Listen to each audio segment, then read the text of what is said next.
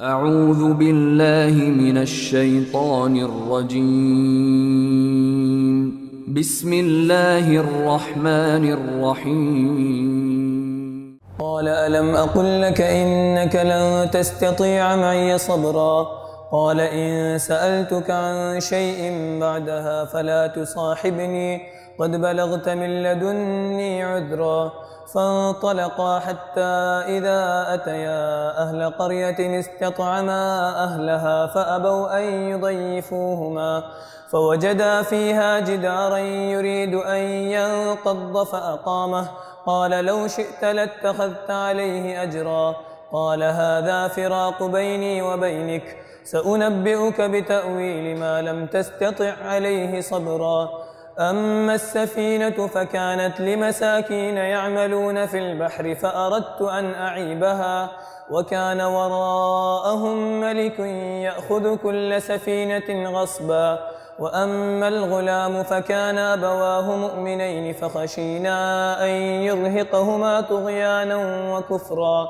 فأردنا أن يبدلهما ربهما خيرا منه زكاة وأقرب رحما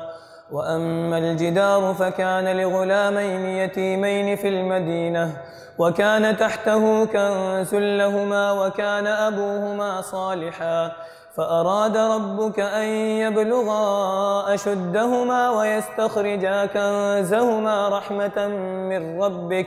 وما فعلته عن أمري ذلك تأويل ما لم تسطع عليه صبرا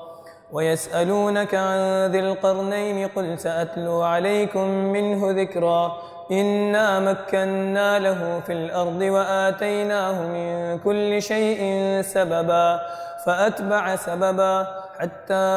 إذا بلغ مغرب الشمس وجدها تغرب في عين حمئة ووجد عندها قوما قلنا يا ذا القرنين إما أن تعذب وإما أن تتخذ فيهم حسنا قال أما من ظلم فسوف نعذبه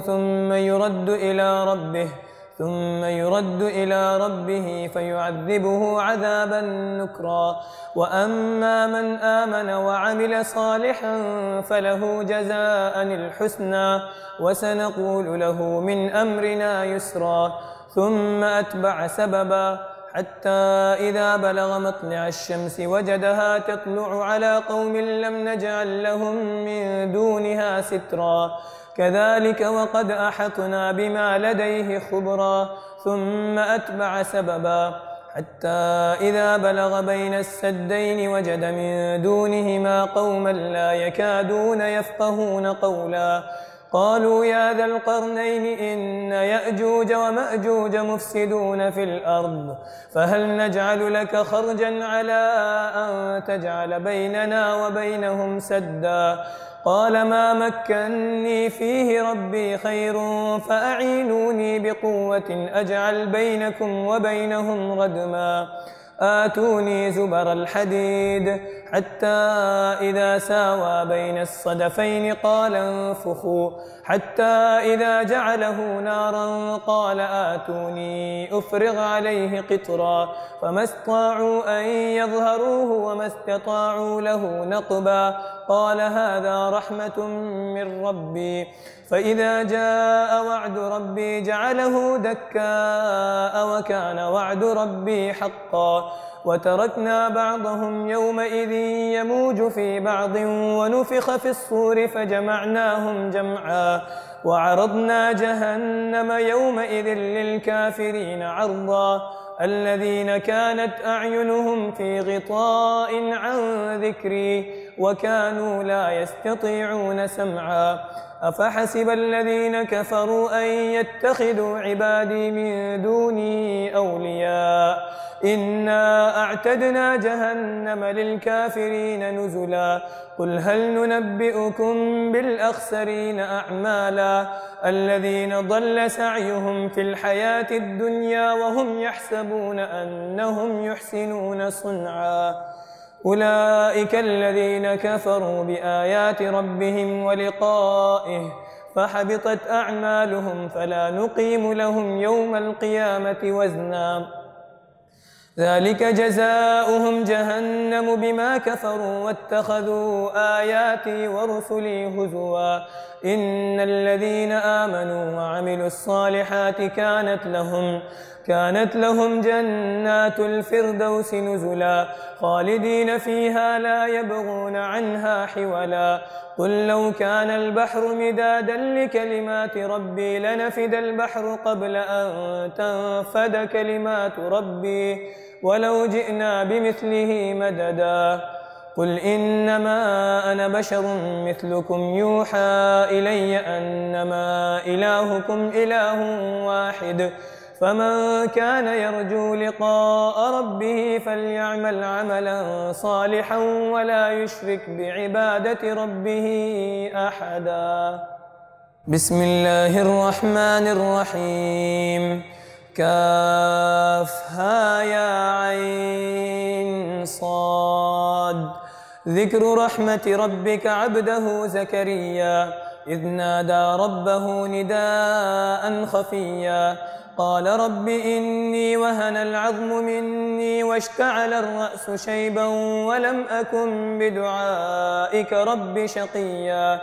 وإني خفت الموالي من ورائي وكانت امرأتي عاقرا فهب لي من لدنك وليا يرثني ويرث من آل يعقوب واجعله رب رضيا يا زكريا إنا نبشرك بغلام اسمه يحيى لم نجعل له من قبل سميا قال رب أنى يكون لي غلام وكانت امرأتي عاقرا وقد بلغت من الكبر عتيا قال كذلك قال ربك هو علي هين وقد خلقتك من قبل ولم تك شيئا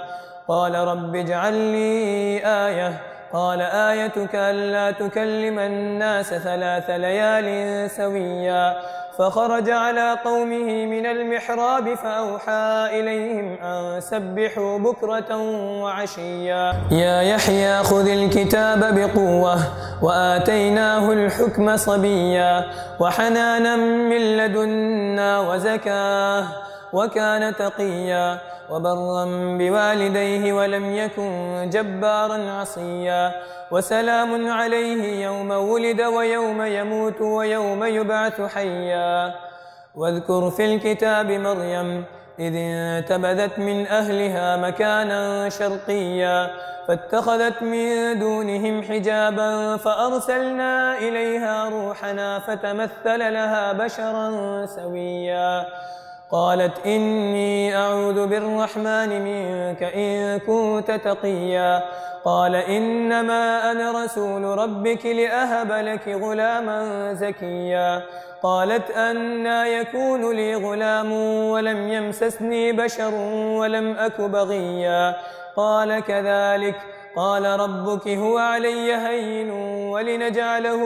آية للناس ورحمة منا وكان أمرا مقضيا فحملته فانتبذت به مكانا قصيا فأجاءها المخاض إلى جذع النخلة قالت يا ليتني مت قبل هذا وكنت نسيا منسيا فناداها من تحتها ألا تحزني قد جعل ربك تحتك سريا وهزي إليك بجذع النخلة تساقط عليك رطبا جنيا فكلي واشربي وقري عينا فإما ترين من البشر أحدا فقولي إني نذرت للرحمن صوما فلن أكلم اليوم إنسيا فأتت به قومها تحمله قالوا يا مريم لقد جئت شيئا فريا يا أخت هارون ما كان أبوك امرأ سوء وما كانت أمك بغيا فأشارت إليه قالوا كيف نكلم من كان في المهد صبيا قال إني عبد الله آتاني الكتاب وجعلني نبيا وجعلني مباركا أينما كنت وأوصاني بالصلاة والزكاة ما دمت حيا وبرا بوالدتي ولم يجعلني جبارا شقيا والسلام علي يوم ولدت ويوم أموت ويوم أبعث حيا ذلك عيسى ابن مريم قول الحق الذي فيه يمترون ما كان لله أن يتخذ من ولد سبحانه إذا قضى أمرا فإنما يقول له كن فيكون وإن الله ربي وربكم فاعبدوه هذا صراط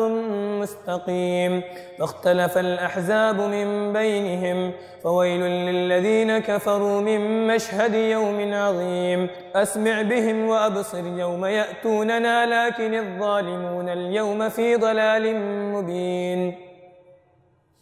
وأنذرهم يوم الحسرة إذ قضي الأمر وهم في غفلة وهم لا يؤمنون إنا نحن نرث الأرض ومن عليها وإلينا يرجعون واذكر في الكتاب إبراهيم إنه كان صديقا نبيا إذ قال لأبيه يا أبت لم تعبد ما لا يسمع ولا يبصر ولا يغني عنك شيئا يا أبت إني قد جاءني من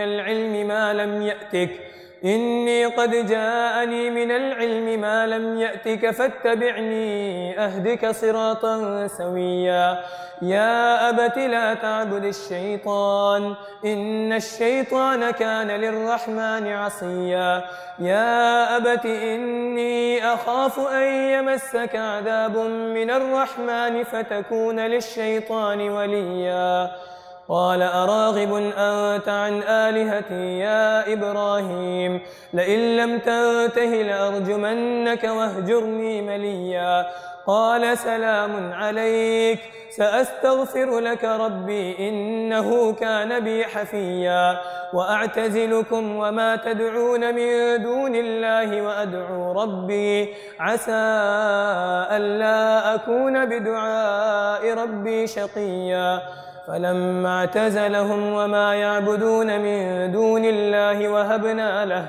وهبنا له إسحاق ويعقوب وكلا جعلنا نبيا ووهبنا لهم من رحمتنا وجعلنا لهم لسان صدق عليا واذكر في الكتاب موسى إنه كان مخلصا وكان رسولا نبيا وناديناه من جانب الطور الأيمن وقربناه نجيا ووهبنا له من رحمتنا أخاه هارون نبيا واذكر في الكتاب إسماعيل إنه كان صادق الوعد وكان رسولا نبيا وكان يأمر أهله بالصلاة والزكاة وكان عند ربه مرضيا واذكر في الكتاب إدريس إنه كان صديقا نبيا ورفعناه مكانا عليا أولئك الذين أنعم الله عليهم من النبيين من ذرية آدم وممن حملنا مع نوح ومن ذرية إبراهيم وإسرائيل وممن هدينا واجتبينا إذا تتلى عليهم آيات الرحمن خروا سجدا وبكيا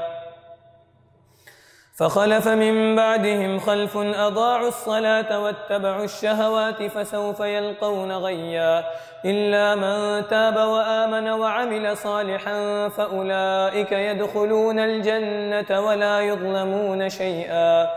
جنات عدن التي وعد الرحمن عباده بالغيب إنه كان وعده مأتيا لا يسمعون فيها لغوا إلا سلاما ولهم رزقهم فيها بكرة وعشيا تلك الجنة التي نورث من عبادنا من كان تقيا وما نتنزل إلا بأمر ربك له ما بين أيدينا وما خلفنا وما بين ذلك وما كان ربك نسيا رب السماوات والأرض وما بينهما فاعبده واصطبر لعبادته هل تعلم له سميا ويقول الإنسان أإذا ما مت لسوف أخرج حيا أولا يذكر الإنسان أنا خلقناه من قبل ولم يك شيئا فوربك لنحشرنهم والشياطين ثم لنحضرنهم حول جهنم جثيا ثم لننزعن من كل شيعة أيهم أشد على الرحمن عتيا ثم لنحن أعلم بالذين هم أولى بها صليا وإن منكم إلا واردها كان على ربك حتما مقضيا ثم ننجي الذين اتقوا ونذر الظالمين فيها جثيا وإذا تتلى عليهم آياتنا بينات قال الذين كفروا للذين آمنوا أي الفريقين خير مقاما وأحسن نديا وكم أهلكنا قبلهم من قرن هم أحسن أثاثا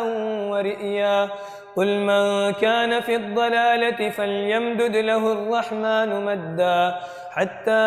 إذا رأوا ما يوعدون إما العذاب وإما الساعة فسيعلمون من هو شر مكانا وأضعف جندا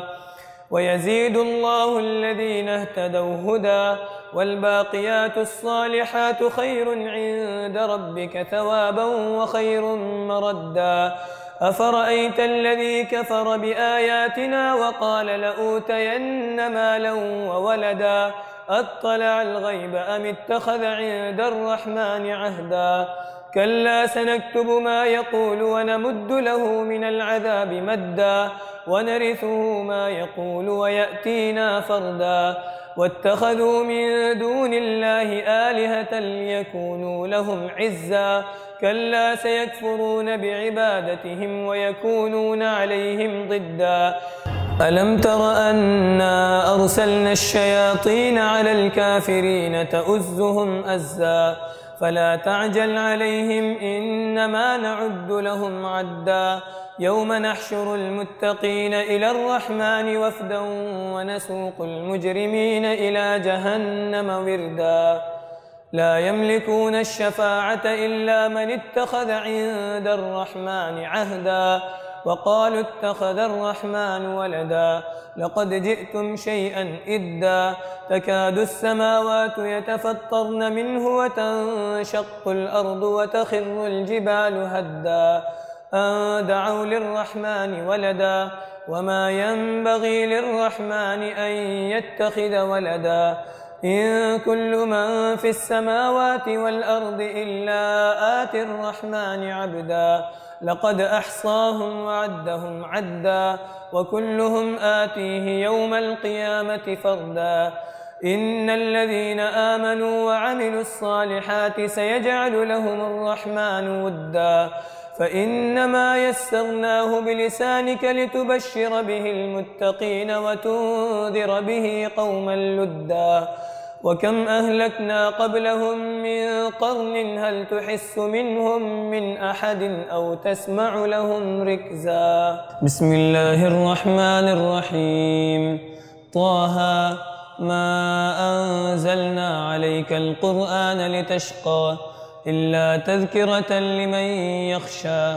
تنزيلا ممن خلق الأرض والسماوات العلى الرحمن على العرش استوى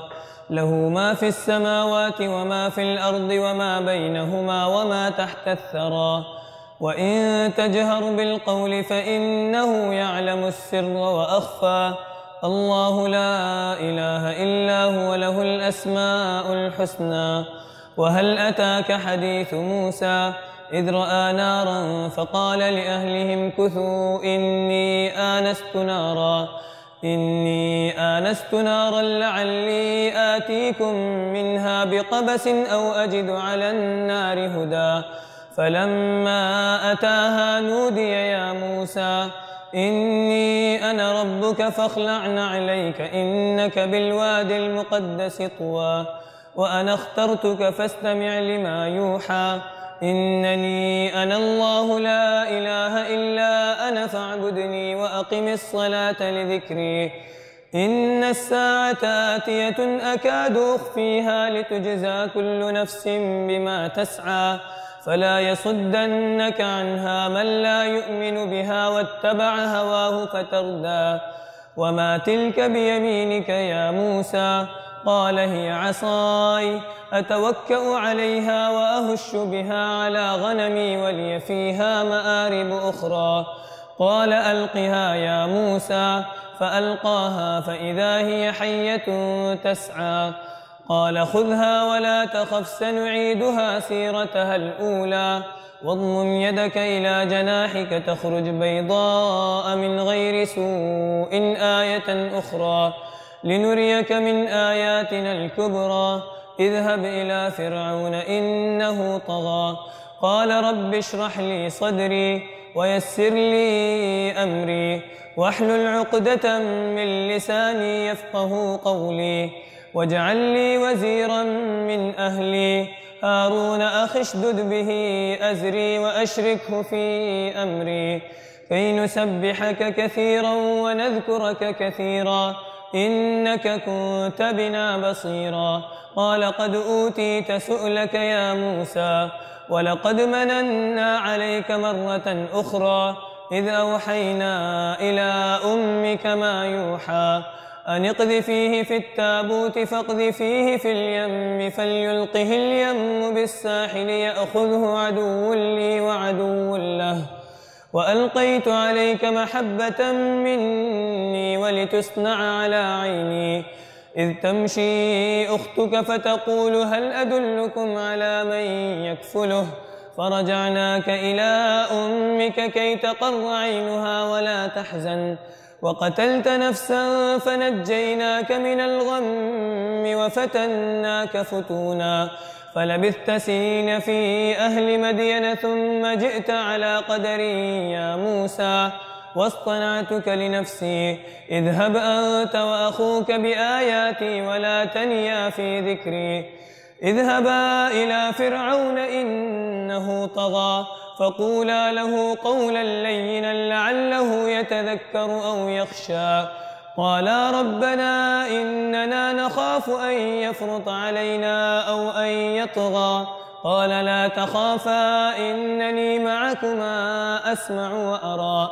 فأتياه فقولا إنا رسولا ربك فأرسل معنا بني إسرائيل ولا تعذبهم قد جئناك بآية من ربك والسلام على من اتبع الهدى إنا قد أوحي إلينا أن العذاب على من كذب وتولى قال فمن ربكما يا موسى قال ربنا الذي أعطى كل شيء خلقه ثم هدى قال فما بال القرون الأولى قال علمها عند ربي في كتاب لا يضل ربي ولا ينسى الذي جعل لكم الأرض مهدا وسلك لكم فيها سبلا وأنزل من السماء ماء فأخرجنا به أزواجا من نبات شتى كلوا وارعوا أنعامكم إن في ذلك لآيات لأولي النهى منها خلقناكم وفيها نعيدكم ومنها نخرجكم تارة أخرى ولقد أريناه آياتنا كلها فكذب وأبى قال أجئتنا لتخرجنا من أرضنا بسحرك يا موسى فلنأتينك بسحر مثله فاجعل بيننا وبينك موعدا لا نخلفه نحن ولا أنت مكانا سوى قال موعدكم يوم الزينة وأن يحشر الناس ضحى فتولى فرعون فجمع كيده ثم أتى قال لهم موسى ويلكم لا تفتروا على الله كذبا فيسحتكم بعذاب وقد خاب من افترى فتنازعوا أمرهم بينهم وأسروا النجوى قالوا إن هذان لساحران يريدان أن يخرجاكم من أرضكم بسحرهما ويذهبا بطريقتكم المثلى فأجمعوا كيدكم ثم أتوا صفا وقد أفلح اليوم من استعلى. قالوا يا موسى إما أن تلقي وإما أن نكون أول من ألقى. قال بل ألقوا، فإذا حبالهم وعصيهم يخيل إليه من سحرهم أنها تسعى. فأوجس في نفسه خيفة موسى. قلنا لا تخف إنك أنت الأعلى وألق ما في يمينك تلقف ما صنعوا إنما صنعوا كيد ساحر ولا يفلح الساحر حيث أتى. فألقي السحرة سجدا قالوا آمنا برب هارون وموسى. قال آمنتم له قبل أن آذن لكم إنه لكبيركم الذي علمكم السحر فلأقطعن أيديكم وأرجلكم من خلاف ولأصلبنكم في جذوع النخل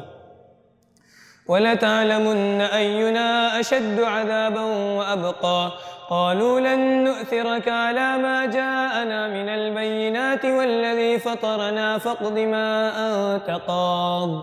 إنما تقضي هذه الحياة الدنيا إنا آمنا بربنا ليغفر لنا خطايانا وما أكرهتنا عليه من السحر والله خير وأبقى. إنه من يأت ربه مجرما فإن له جهنم لا يموت فيها ولا يحيا ومن يأته مؤمنا قد عمل الصالحات فأولئك لهم الدرجات العلى جنات عدن تجري من تحتها الأنهار خالدين فيها وذلك جزاء من تزكى. ولقد أوحينا إلى موسى أن أسر بعبادي فاضرب لهم طريقا في البحر يبسا لا تخاف دركا ولا تخشى. فأتبعهم فرعون بجنوده فغشيهم من اليم ما غشيهم وأضل فرعون قومه وما هدى. يا بني إسرائيل قد أنجيناكم من عدوكم وواعدناكم جانب الطور الأيمن ونزلنا عليكم المن والسلوى. كلوا من طيبات ما رزقناكم ولا تطغوا فيه فيحل عليكم غضبي ومن يحلل عليه غضبي فقد هوى. وإني لغفار لمن تاب وآمن وعمل صالحا ثم اهتدى. وما أعجلك عن قومك يا موسى؟ قال هم أولئك على أثري وعجلت إليك رب لترضى. قال فإنا قد فتنا قومك من بعدك وأضلهم السامرين.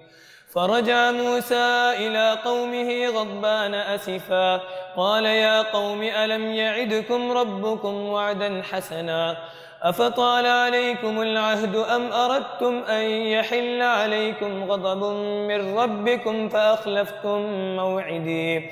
قالوا ما أخلفنا موعدك بملكنا ولكننا حملنا أوزارا من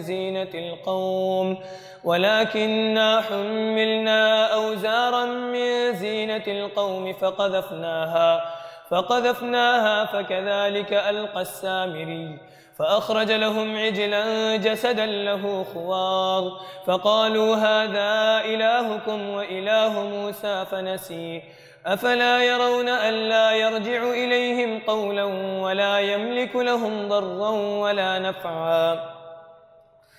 ولقد قال لهم هارون من قبل يا قوم إنما فتنتم به وإن ربكم الرحمن فاتبعوني وأطيعوا أمري. قالوا لن نبرح عليه عاكفين حتى يرجع إلينا موسى. قال يا هارون ما منعك إذ رأيتهم ضلوا ألا تتبعني أفعصيت أمري؟ قال يا ابن أم لا تأخذ بلحيتي ولا برأسي إني خشيت أن تقول فرقت بين بني إسرائيل ولم ترقب قولي قال فما خطبك يا سامري؟ قال بصرت بما لم يبصروا به فقبضت قبضة من أثر الرسول فنبذتها وكذلك سولت لي نفسي. قال فاذهب فإن لك في الحياة أن تقول لا مساس وإن لك موعدا لن تخلفه وانظر إلى إلهك الذي ظلت عليه عاكفا لنحرقنه ثم لننسفنه في اليم نسفا إنما إلهكم الله الذي لا إله إلا هو وسع كل شيء علما كذلك نقص عليك من أنباء ما قد سبق وقد آتيناك من لدنا ذكرا من أعرض عنه فإنه يحمل يوم القيامة وزرا خالدين فيه وساء لهم يوم القيامة حملا يوم ينفخ في الصور ونحشر المجرمين يومئذ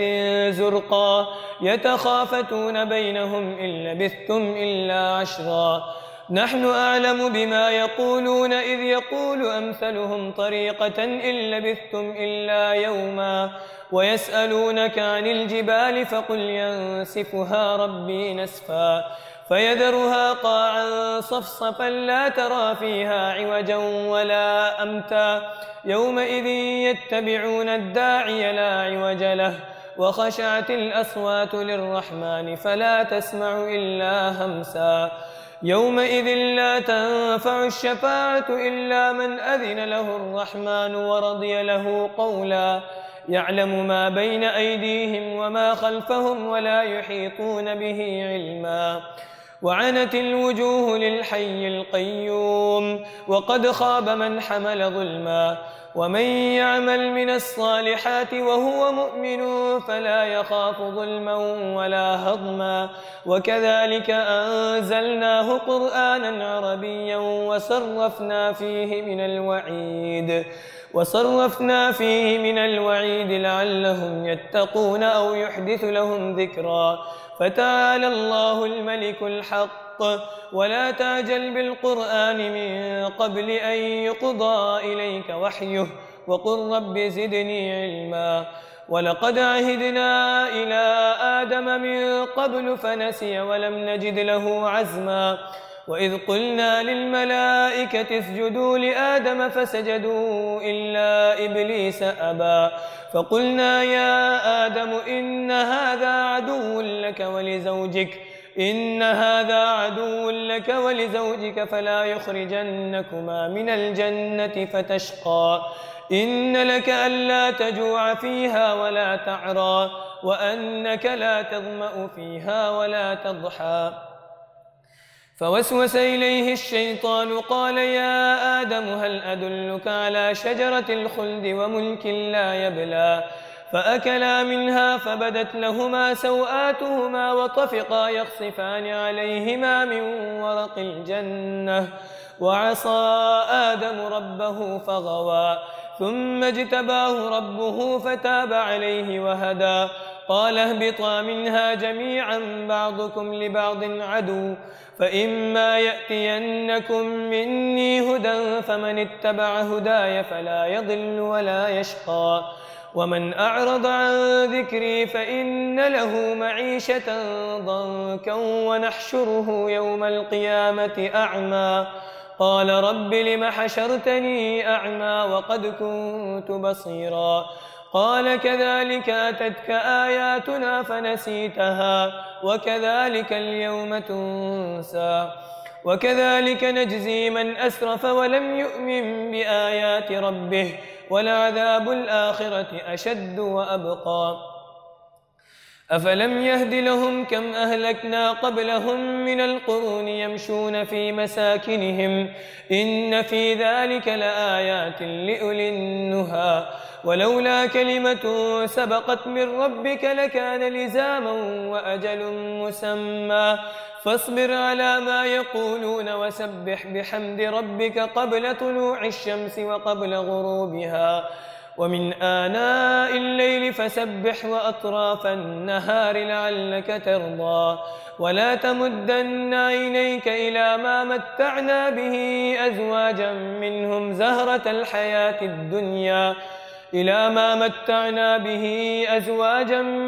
زهرة الحياة الدنيا لنفتنهم فيه ورزق ربك خير وأبقى وأمر أهلك بالصلاة واصطبر عليها لا نسألك رزقا نحن نرزقك والعاقبة للتقوى وقالوا لولا يأتينا بآية من ربه أولم تأتهم بينة ما في الصحف الأولى ولو أنا أهلكناهم بعذاب من قبله لقالوا ربنا لولا أرسلت إلينا رسولا